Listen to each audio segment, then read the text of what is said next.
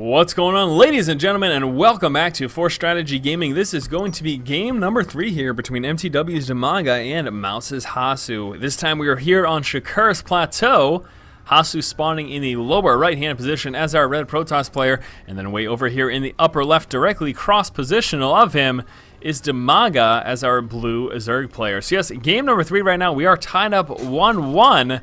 With DIMAGA winning the first game, Hasu winning last game. Hasu just impeccable timing, pushing out against DIMAGA just before those Brewlords began to come into play.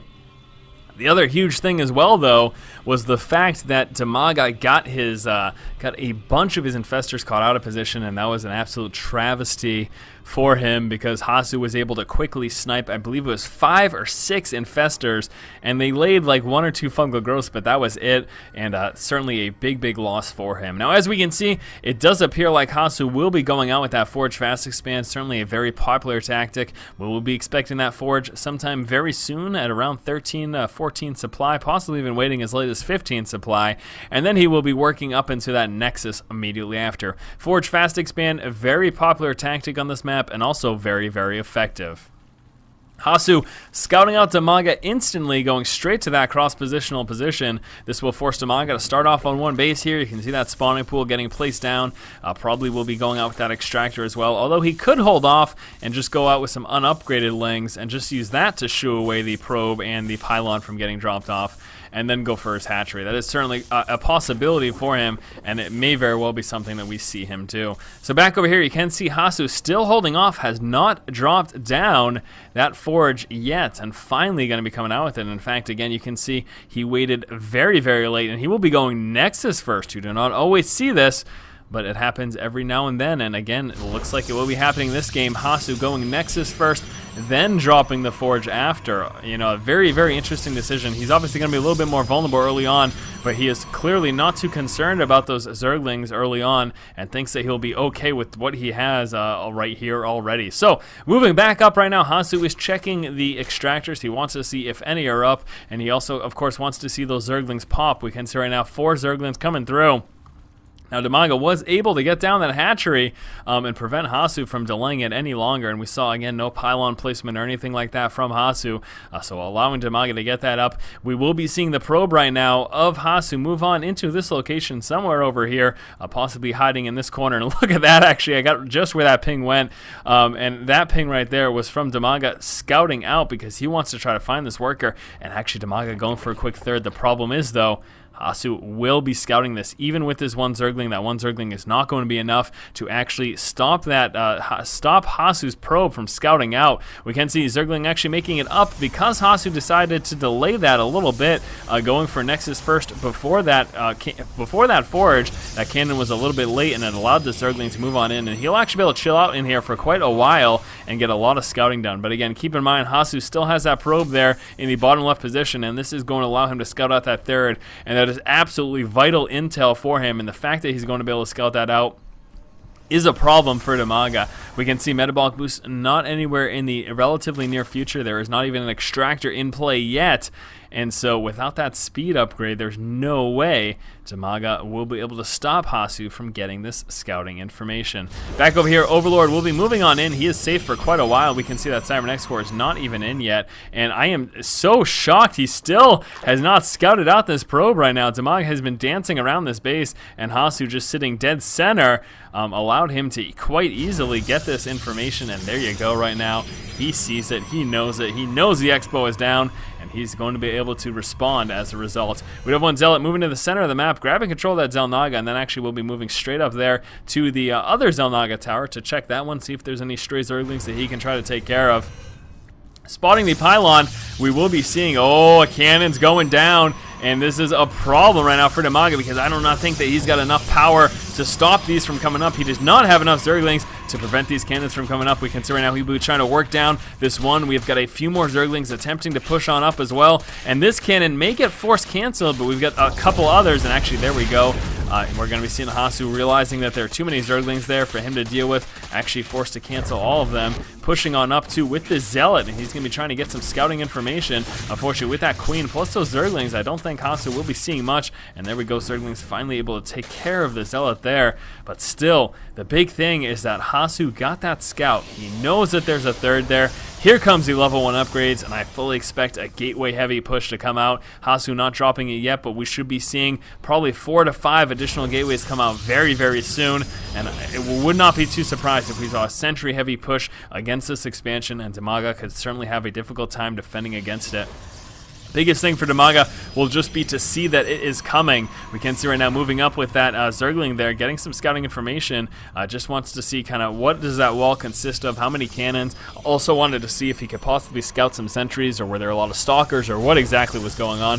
But as we could see, didn't end up seeing too much besides that stalker fire. He didn't really end up catching much at all. So here we go. We can see those gateways starting to work their way on in. We've got these 3 gateways coming on through here. Level 1 research still continuing to work its way on through. Back over here for DIMAGA, Roach Warren is coming out, also working his way up into layer tech. We can take a look down here at his natural expansion. Has got some decent saturation over there. And then back over here, some okay saturation for DIMAGA, not having these additional extractors. Again, that Roach Warren's just about to finish. Also, the metabolic boost is also working its way through. I don't know why I said also twice there. And here it is, 2 additional gateways coming through and the robotics. So actually Hasu not going straight gateway heavy for kind of a crazy like 6 or 7 gate level 1 push, but still will be likely moving out with a strong push nonetheless.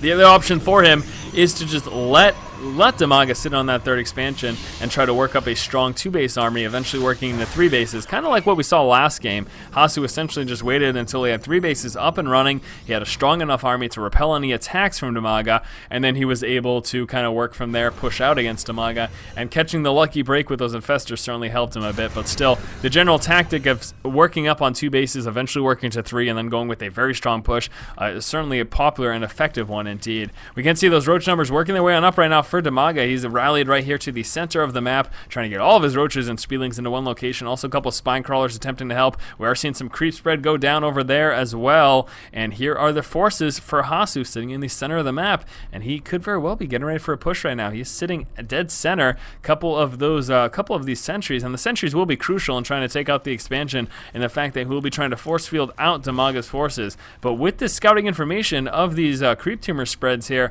DIMAGA should be seeing a push early enough to be able to respond to it accordingly. And actually, never mind, Hasu will not be playing that aggressive as he is going into his 3rd. So it looks like he will be working his way up into a 3rd base, and again trying to just mount up his forces off of 3 bases, and then eventually, once getting up to around supply cap, pushing out against DIMAGA. So game number 3, just like games 1 and 2, proving to be macro focused. Both these players evidently quite happy with the macro focus of the games that they've played thus far, and they're going to be continuing along that same path. Infestation pit just popping. Here comes those pathogen glands, giving those infestors that extra energy once they eventually do pop. We can see DIMAGA getting his 4th expansion up over here. That is just about to finish right now, and he will be working to get that saturated once that is done.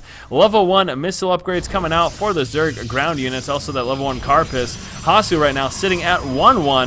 No additional upgrades coming out. He is coming out the robotics bay though, which will of course allow him to work his way up into Colossus. Also getting a few immortals to try to deal with any of the roaches that DIMAGA may have early on in the game.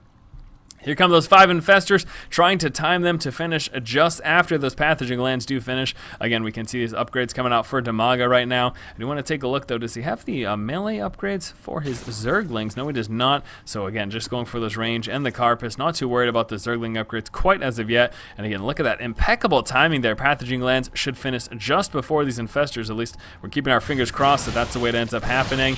And it's going to be very, very close. And look at that. That was unbelievable.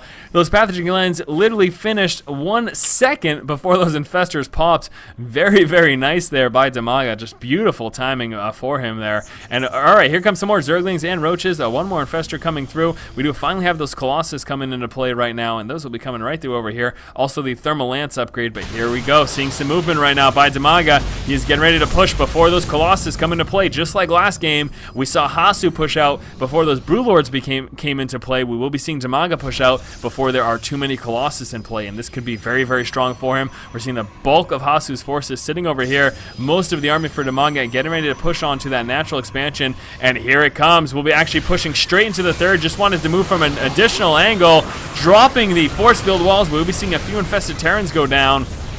After those force field walls are up, DIMAGA immediately moving down to the natural expansion, and this could be a huge problem. Finally right now pushing out after dealing with those infested Terrans. Hasu will be pushing against DIMAGA, dropping a few more force fields, but his sentries are getting very low on energy. Here we go, Roaches and Speedlings moving up into that natural expansion will start to do some damage. We do have some more of DIMAGA's forces sitting over here, and only a small amount of his forces actually in this position attacking at all, and I think he's going to get ready for a sandwich effect. So some Roaches and Speedlings over here, more Roaches and Speedlings, plus the infestors come from the other side, and here come those Fungal Growths laying on the bulk of the army. This one Colossus gets sniped down, and DIMAGA doing fantastic work here, working through all of Hasu's forces. Just a few more Stalkers and that Immortal over there left. We've got a couple Zealots getting warped in, lots more Roaches just about to finish. One Colossus did just pop. I'm not sure that this is going to be enough. A couple Speedlings moving on over into this expansion as well. Back over here, some more Roaches trying to do some more damage. Economic damage getting laid down by those Roaches and those Speedlings. Infestors moving up there, and Hasu calling the good game. What a game number 3, guys. Unbelievable series so far between these two players. Now we're just about to move on to game number 4. If you like the series, if you like my commentary, please subscribe to the channel. Thank you so much for watching. Stay tuned for game 4 in just one moment. And as always, guys, keep watching and keep owning.